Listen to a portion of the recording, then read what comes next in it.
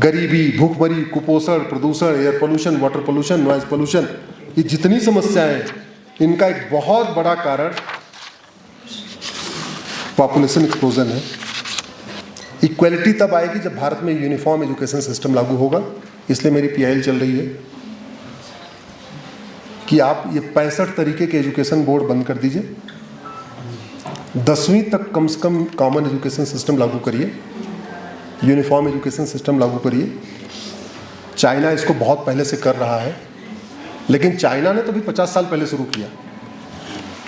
मानव इतिहास में सर इस धरती पे सबसे पहले यूनिफॉर्म एजुकेशन सिस्टम लाने वाले भगवान श्री राम के परदादा राजा रघु हैं। जिन्होंने रामायण पढ़ी होगी, एक उसमें चौपाई आती है, रघुकुल रीति सदा चली आई, प्राण जाय पर वचन न जाए। बहुत प्रतापी राजा थे वो। और सबसे पहले कास्ट तो था नहीं, कोई रिलीजन भी नहीं था। भाई जितने रिलीजन आए पिछले 2500 साल में आए ना। इस्लाम 1400 साल पहले, क्रिश्चियनिटी 2000 साल पहले, बुद्धिज्म 2500 साल पहले, जैनिज्म 2500 साल पहले। उसके पहले क्या था, कभी सोचा आपने? जब 2500 साल पहले बुद्धिज्म आया, उसके पहले लोग क्या करते थे? या 2500 साल पहले जैनिज्म आया, उसके पहले लोग क्या करते थे? या 2000 साल पहले, हाँ, नेचर की पूजा। अगर आप हड़प्पा मोहनजोदड़ो जो खुदाई हुई है, जो उसमें सामान मिला है, उसकी एनालिसिस करिए, फिर आपको समझ में आ जाएगा। हड़प्पा मोहनजोदड़ो की खुदाई में सामान क्या क्या मिला था? शिवलिंग मिला था, नटराज की मूर्ति मिली थी, हवन कुंड मिला था। हड़प्पा मोहनजोदड़ो के समय में लोग सूर्य की पूजा करते थे, पर पहाड़ियों की पूजा करते थे, नदियों की पूजा करते थे, नेचर की पूजा किया करते थे, पेड़ों की पूजा किया करते थे। बरगद के पेड़ की पूजा, नीम के पेड़ की पूजा, पीपल के पेड़ की पूजा, इन पेड़ों की पूजा होती थी। मानव इतिहास में सबसे पहले यूनिफॉर्म एजुकेशन सिस्टम लाने वाले राजा रघु हैं। पहले कास्ट नहीं था, रिलीजन नहीं था, क्लास था। 4 वर्ण थे, ब्राह्मण, क्षत्रिय, वैश्य, दलित।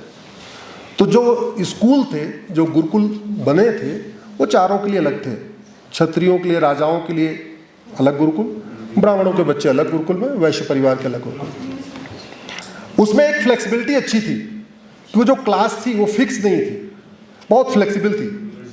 मतलब ब्राह्मण का लड़का, उसने युद्ध कला सीख लिया तो क्षत्रिय हो गया, क्षत्रिय का लड़का बिजनेस करना सीख लिया तो वैश्य हो गया। ऐसे फ्लेक्सिबल था पूरा। मतलब सगे भाइयों में भी एक ब्राह्मण कहलाया, एक क्षत्रिय कहलाया। भगवान श्री राम के पिता क्या नाम था? राजा, और एक और भी थे, विश्वामित्र। विश्वामित्र जी भगवान राम के दादा लगते थे, दशरथ जी के चचेरे भाई। हम लोग दशरथ जी को क्या मानते हैं? क्षत्रिय। और विश्वामित्र को क्या मानते हैं? ब्राह्मण। भीष्म पितामह वेद व्यास, भाई भाई। भीष्म पितामह क्या कहलाते हैं? क्षत्रिय। वेद व्यास क्या कहलाते हैं? ब्राह्मण। ऐसे बहुत एग्जाम्पल है। यूनिफॉर्म एजुकेशन सिस्टम राजा रघु ले आए थे, और उसका नतीजा ये हुआ, गुरुकुल कॉमन हो गया, चारों वर्णों के बच्चे साथ में पढ़ने लग गए। राजा दशरथ जिस गुरुकुल में पढ़ रहे थे, उसी में सुमंत पढ़ रहे थे। सुमंत थे मल्लाह के लड़के, बोटमैन, नाविक, लेकिन दोनों साथ ही साथ पढ़ते थे, तो दोस्ती हो गई। तो जब दशरथ राजा बने तो उन्होंने सुमंत को अपना महामंत्री बना दिया, चीफ मिनिस्टर बना लिया, सबसे मुख्यमंत्री अपना बना लिया। अगर ये कॉमन एजुकेशन सिस्टम नहीं होता तो दशरथ और सुमंत की दोस्ती होती क्या? जोर से बोलिए। नहीं। तो सुमंत उनके महामंत्री बन पाते क्या? नहीं। इक्वलिटी का सबसे अच्छा तरीका, और कॉन्स्टिट्यूशन का आर्टिकल 16 कहता है इक्वल अपॉर्चुनिटी। इक्वल अपॉर्चुनिटी तभी आएगी जब कॉमन एजुकेशन सिस्टम होगा, जैसा चीन में है। इक्वल अपॉर्चुनिटी तभी आएगी, जो किताब लद्दाख में पढ़ाई जाएगी वही लक्षद्वीप में पढ़ाई जाएगी, वही बंगाल में पढ़ाई जाएगी, वही गुजरात में पढ़ाई जाएगी।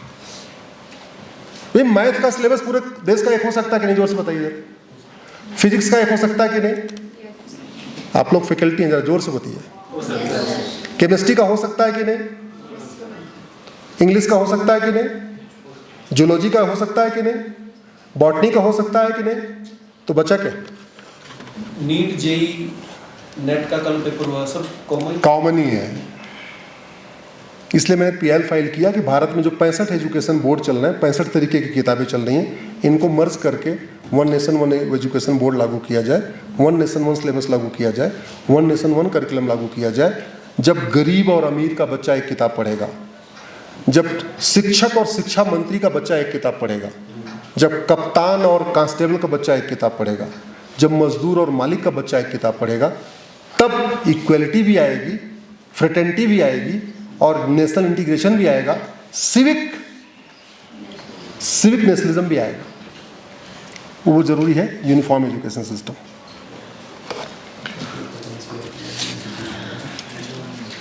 एक आपने बोला सर करप्शन। मेरे हिसाब से भारत की दो ही प्रॉब्लम है,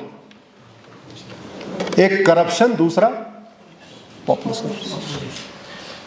अच्छा, जितना करप्शन भारत में है इतना जापान में है क्या? इतना सिंगापुर में है क्या? तो भारत में क्यों है? मे भी हो सकता है, बट यहाँ तो बिल्कुल ही बेसिक नहीं हुआ, नहीं है, नहीं है, बिल्कुल नहीं है। यहाँ तो हर चीज में ही है। हो सकता है मे भी टॉप लेवल। अब आइए करप्शन की तरह वाई एनालिसिस करते हैं।